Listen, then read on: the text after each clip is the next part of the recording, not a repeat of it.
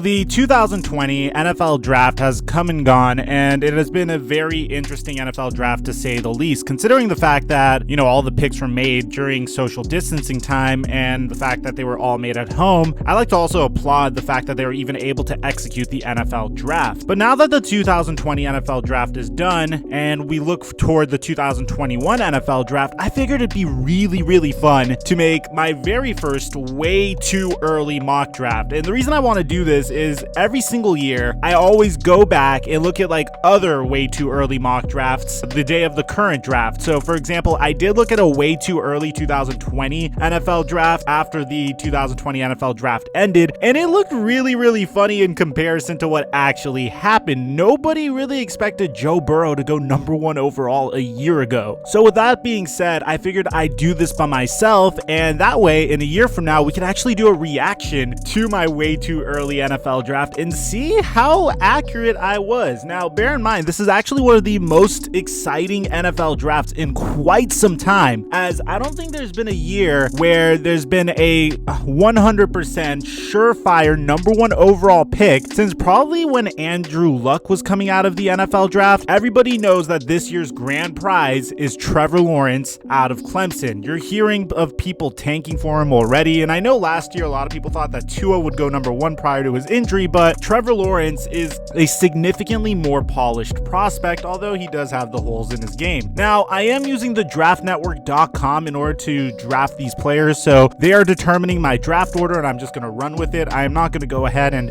predict every team's record ahead of time. For all you know, the Patriots could be in the top 5, or they could somehow make it to the playoffs with Jarrett Stidham at the quarterback position. So before we get started with the draft, make sure you drop a like, subscribe, and turn notifications on so you can always be notified when I upload a brand new video. And with the first overall pick in the 2021 NFL draft, the Jacksonville Jaguars select Trevor Lawrence. Now look, if the Jaguars are selecting this early, it probably means that the Gardner Minshew experiment completely flopped. We all know that the Jaguars are completely tearing the house down and building a brand new one and trying to rebuild 4 years after making it to the AFC Conference Championship game. Hopefully, Trevor Lawrence gives them a stable quarterback for the future and a phenomenal player to build around, but I would be very upset if they mess up this rebuild. If they give Trevor Lawrence the type of career that Andrew Luck did, with no offensive line help and, just throwing him to the wolves, resulting in a very premature ending to his career, it would be one of the biggest wastes of talent since,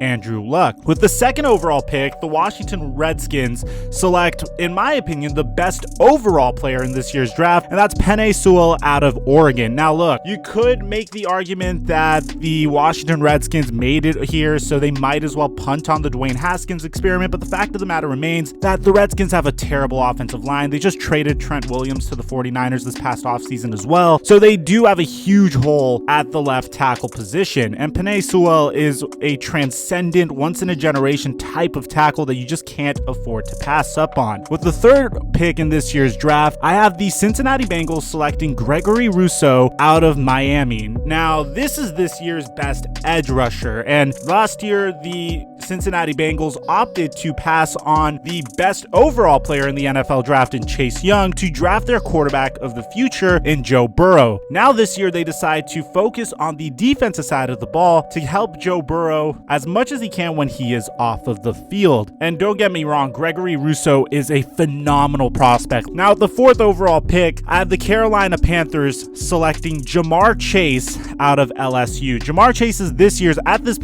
best wide receiver prospect. You could make an argument that the Carolina Panthers are here, so they should punt on Teddy Bridgewater and try to draft their new quarterback of the future. But the fact of the matter is, the Panthers are in a full-scale rebuild, and they know it's going to take multiple years in order to become competitive. There's no point in punting on Teddy Bridgewater when they just gave him a 3-year contract, and they might as well get him as many weapons as possible. With the fifth overall pick, I have the New York Jets selecting Shaun Wade out of Ohio State University. Yet again, this year, the top overall cornerback prospect is a cornerback out of Ohio State University. Last year, we had 2 cornerbacks out of Ohio State come out in Damon Arnett and Jeffrey Okudah, and this year, Shaun Wade appears to be the guy that's going to join the bunch. With the 6th overall pick, I have the New York Giants drafting Micah Parsons out of Penn State, trying to make up for the fact that they passed on Isaiah Simmons for an offensive lineman last last year, which I'm not saying was a bad mistake, but it's really hard passing on a prospect like Isaiah Simmons. Micah Parsons gives them that defensive player that could stop the run and also potentially rush the quarterback in situations. With the 7th overall pick, I have the Detroit Lions selecting Justin Fields. So a lot of people don't know whether this year's top prospect will be Trevor Lawrence or Justin Fields. There's still a whole season to be played before we figure that out for sure. But if the Detroit Lions end up in this situation, chances are Matthew Stafford didn't have a good year and they're ready to move on from him. So that's why they would take their next quarterback over here. With the 8th overall pick, I have the Miami Dolphins selecting Javon Holland out of Oregon. Their defense is starting to come together. They already signed Byron Jones last year. They brought in Shaq Lawson, Emmanuel Ogbah, Kyle Van Noy, and they brought in a safety also called Clayton. But this is a draft that features a very, very transcendent player at the safety position. Assuming Javon Holland doesn't regress this year, this would be a phenomenal value for them at the 8th overall pick. But weird as this may seem, the Dolphins have back-to-back picks in this year's draft. So with the 9th overall pick, I have them selecting a wide receiver out of Alabama named Jalen Waddell, giving their Alabama quarterback Tua Tagovailoa yet another weapon to put next to Devontae Parker. Jalen Waddell gives them a very speedy, deep threat who Tua already has experience with to put next to Devontae Parker, and once this team takes the field, we should see the Miami Dolphins offense begin to open up. With the 10th overall pick, I have the Denver Broncos selecting Marvin Wilson out of Florida State. Last year, the Denver Broncos did their thing, giving Drew Lock two wonderful weapons in Jerry Jeudy and KJ Hamler, and this year they decided to turn their attention back on the defensive side of the ball, putting a first-round pick sandwiched in between two other phenomenal edge rushers in Bradley Chubb and Von Miller. This should be a pass rush that's going to absolutely terrify other teams, and if all of these players play up to their potential, not only will the Denver Broncos have a suffocating defense, but they'll have a very potent offensive attack. With the 11th overall pick, I have the Atlanta Falcons selecting Patrick Surtain II, a cornerback out of Alabama. Last year, the Falcons selected AJ Terrell. A lot of people thought that may have been a little bit of a reach, and we don't know where they're going to play AJ Terrell.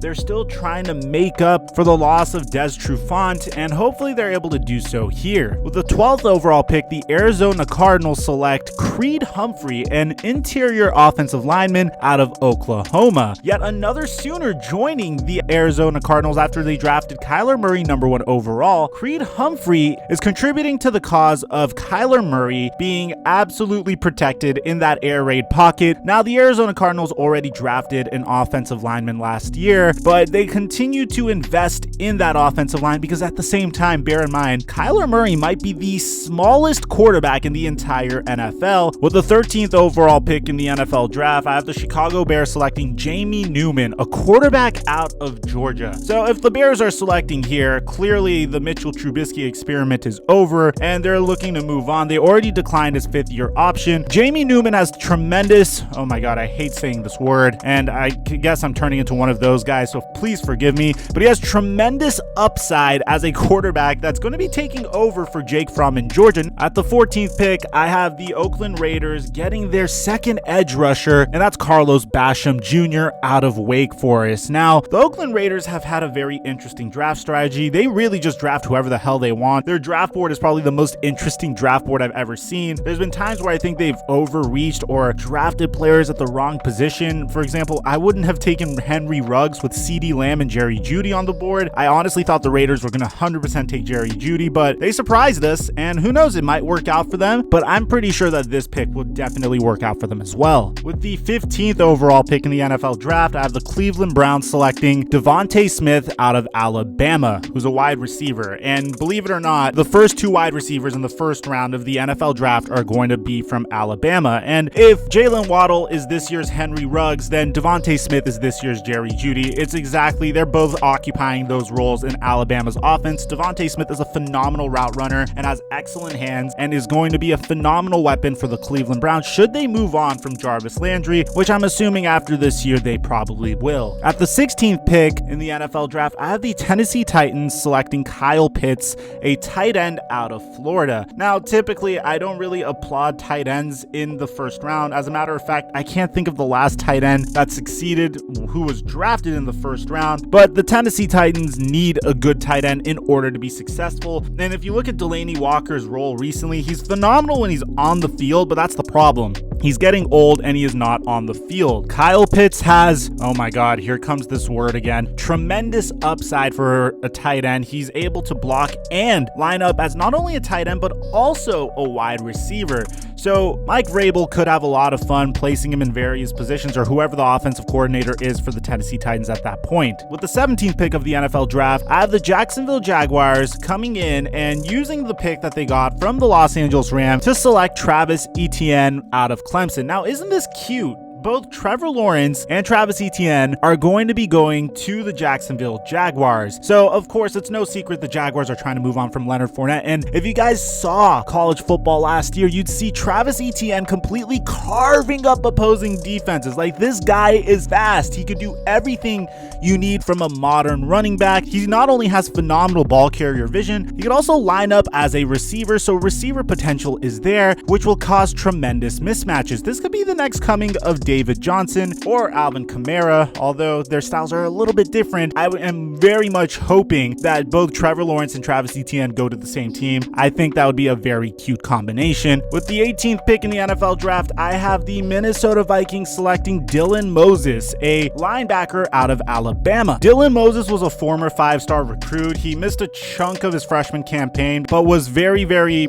productive as a sophomore, but unfortunately he tore his ACL, and I'm hoping he could be the next great comeback story in the NFL draft. With the 19th pick, I have the Los Angeles Chargers selecting Christian Barmore, a defensive tackle out of Alabama. You put Christian Barmore next to Joey Bosa, and you already have a fairly potent Los Angeles Chargers defense that features Derwin James and Casey Hayward. And if this team could fulfill their potential, if Justin Herbert or Tyrod Taylor does their thing under center, then I feel like this could potentially be a Super Bowl team. At the 20th overall pick, I have the Pittsburgh Steelers selecting Wyatt Davis, an interior offensive lineman out of Ohio State. Now, typically, a lot of Steelers fans would say, hey, Mike, why wouldn't the Steelers go ahead and draft their next quarterback to groom behind Ben Roethlisberger? Well, I feel like, in my opinion, you first try your best to protect the quarterback, and then you draft the quarterback. That's how you avoid Andrew Luck type of situations. So at the 21st pick in the NFL draft, I have the Indianapolis Colts going with a cornerback out of Stanford called Paulson Adebo. With the 22nd pick in the NFL draft, I have the New England Patriots shocking us all once again and not taking a quarterback, because if they are picking 22nd, that means Jarrett Stidham probably is the guy under center, and selecting Justin Ross, a wide receiver out of Clemson. With the 23rd pick in the NFL draft, I have the Buffalo Bills going defense and making their defense already terrifying, considering the fact that they already had Ed Oliver back there, and drafting Jalen Twyman, a